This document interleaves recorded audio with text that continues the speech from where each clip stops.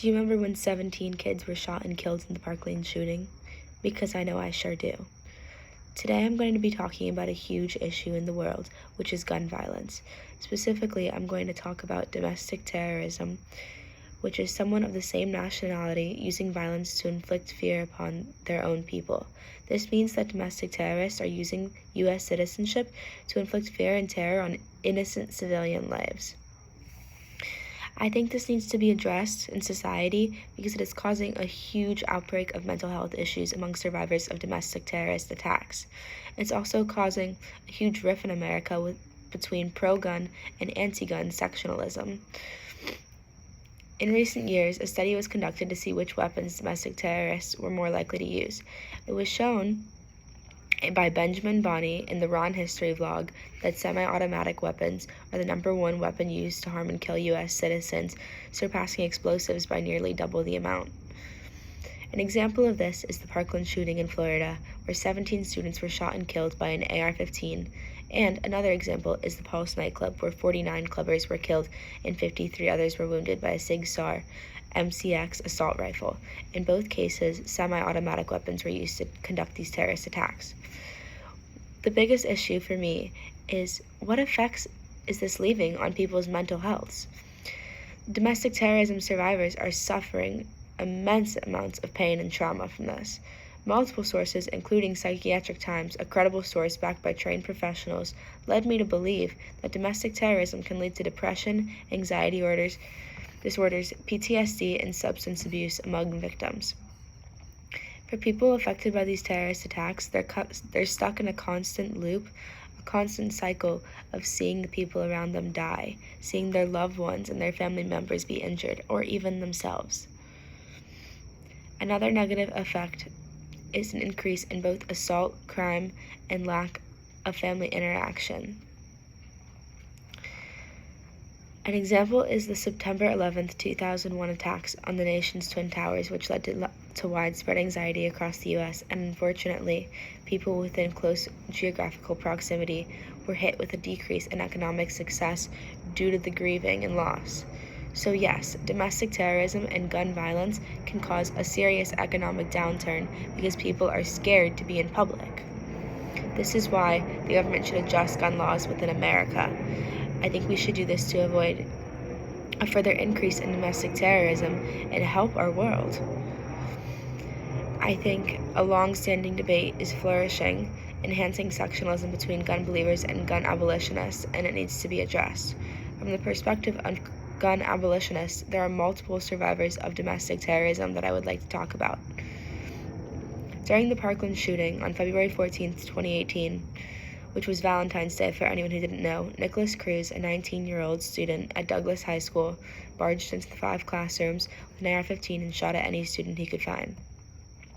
A surviving student shared her traumatic story, saying, "Every gunshot I heard was the sound of my brain going deeper and deeper into shock. My body was there under the table, fearing for my life, but my mind was still in my desk, next to the door, laughing with Alyssa. I look at my friend. Within seconds, Alyssa is struck with bullets. She is dying. My friend, who I was talking with 2 minutes before, is dying." That's a story by a girl named Ebon Hebron. It's really horrifying, and I could never imagine. Another story was from the perspective of the shooter, Omar Mateen, a 29-year-old gunman and U.S. citizen who entered Pulse nightclub, frantically shooting at bystanders. Mateen actually called authorities admitting to what he was doing, saying, "I want to let you know I'm in Orlando and I did the shootings." Omar Mateen. Both of these shooters were granted access to these guns legally. In the Parkland shooting example, Nikolas Cruz was over 18 years old and a U.S. citizen, so he was able to buy a gun. And Omar Mateen was also a U.S. citizen, so he was able to purchase the gun legally in America. So this makes you wonder, should gun laws be abolished? From the perspective of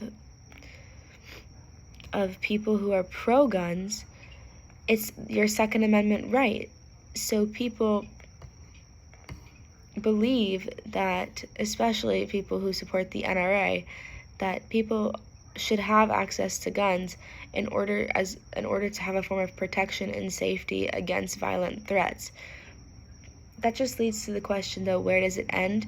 If you're buying a gun to protect yourself against a violent threat, if guns were abolished overall, how would that threat gain access to the gun in the first place?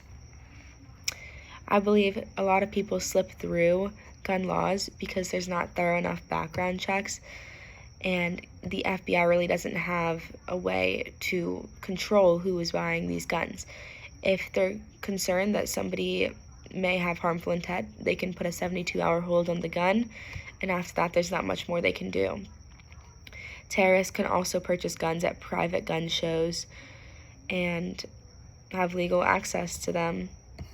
I think an important part of the NRA, which is a pro-gun program, is that they are teaching people how to properly use firearms, and it's intended to teach children how to use them safely.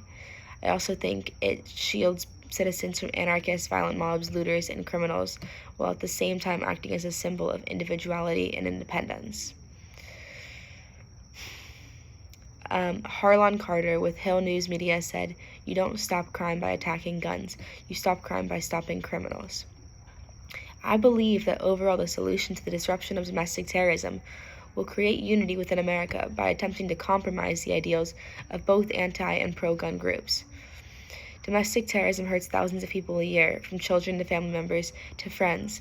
Having groups that inform and teach young generations how to properly use firearms to help formulate protective shields over innocent American lives is important, whereas laws that regulate the control and the use of guns to who are able to obtain them should be put into place to help avoid acts of violence within America.